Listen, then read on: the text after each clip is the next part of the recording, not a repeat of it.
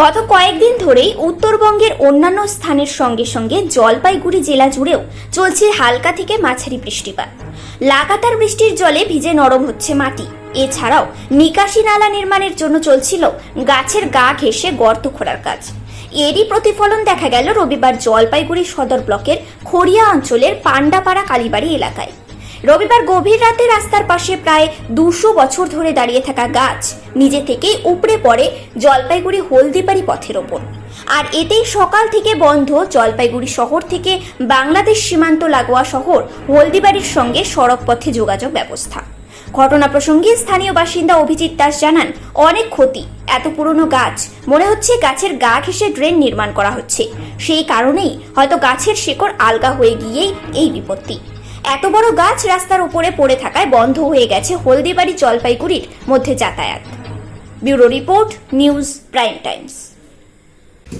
যে এখানে প্রায় 300 বছরের পুরানো গাছ, সিরিজ গাছটা গতকাল রাতে 11:30টার সময় এটা ভেঙে পড়ে।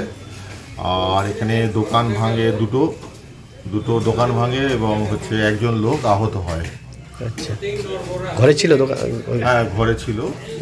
ওই তো পেছনে আর কি ঘরে থাকতো আর কি। ওখানে দুজন ছিল, একজন দৌড়ে প্রাণে বাঁচে, আরেকজনের মনে হয় যত সম্ভব কোমর টোমরে চোট পায় আর কি। হাসপাতালে? সে হাসপাতালে ভর্তি আছে। কি কারণে? এটা কি পুরনো গাছ বলে মাটি নরম? গাছ বলেই এটা ভাঙলো। এবং এখানে অনেক ডালগুলো সব সেই এরিয়ার, যেমন আমাদের এরিয়াতে যত গাছ আছে আরও প্রচুর গাছের ডাল কাটা উচিত, যেন যখন তখন বিপদ ঘটতে পারে। কিছুদিন আগে কালীবাড়ির পাশেরও একটা গাছের ডাল ওরকম ভেঙে পড়ছিল।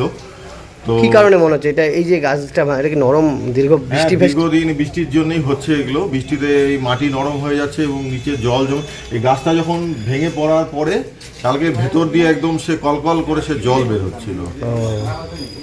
আর এটা কি জলপাইগুড়ি হলদিবাড়ি রাস্তা বন্ধ? হ্যাঁ, জলপাইগুড়ি হলদিবাড়ি রাস্তা বন্ধ।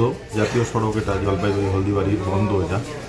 তো এখন তো যাতায়াতে মানুষের ঘুরে পথে অনেক অসুবিধা হচ্ছে। অনেক অসুবিধা হবে। আশা করি এই গাছটা পরিষ্কার করতেও তো সময় লাগবে। তার মানে একটা বড় সড়ো দুর্ঘটনা থেকে রেহাই? হ্যাঁ, বড় সড়ো দুর্ঘটনা থেকে রেহাই পাওয়া গেছে। কারণ আমাদের পাশেই বাড়ি ছিল, আমরা যাতায়াত করে বহু মানুষ। হ্যাঁ, বাড়ির হয়তো দেওয়ালে কিছুটা একটু ফাটছে আর কি। আচ্ছা, গাছ পড়ে। কি চাচ্ছেন এটা তাড়াতাড়ি পরিষ্কার হলে সুবিধা যাতায়াত? রাতের থেকে পরিষ্কার হলে, এবং সবার আগে দরকার হচ্ছে প্রশাসনের কাছে একটা বিশেষ হিসেব, যে এই এরিয়া যত গাছ আছে সব গাছের যে সমস্ত মরা ডাল আছে এগুলোকে যদি কাটা না হয়, যে কোনো সময় বড় দুর্ঘটনা ঘটতে পারে। আমরা এলাকাবাসী চাই যাতে যত শীঘ্র সম্ভব এই গাছের ডালগুলো কাটা হোক। আপনার নাম আর পরি? আমার নাম অভিজিৎ দাস। জায়গাটার নাম? এখানে ওয়ার্ড 13 নম্বর ওয়ার্ড। জায়গাটার নাম কি? পান্ডাপাড়া কালীবাড়ি। ওই পাশটা কি পঞ্চায়েত এলাকা? হ্যাঁ, ওই পাশটা খড়িয়া, এই পাশটা হচ্ছে মিউনিসিপ্যালিটি 13 নম্বর ওয়ার্ড। গাছটা যেদিকে ছিল আর গাছটা যেদিকে পড়ছে ভেঙে, সেটা হচ্ছে খড়িয়া জিপি। ঠিক আছে।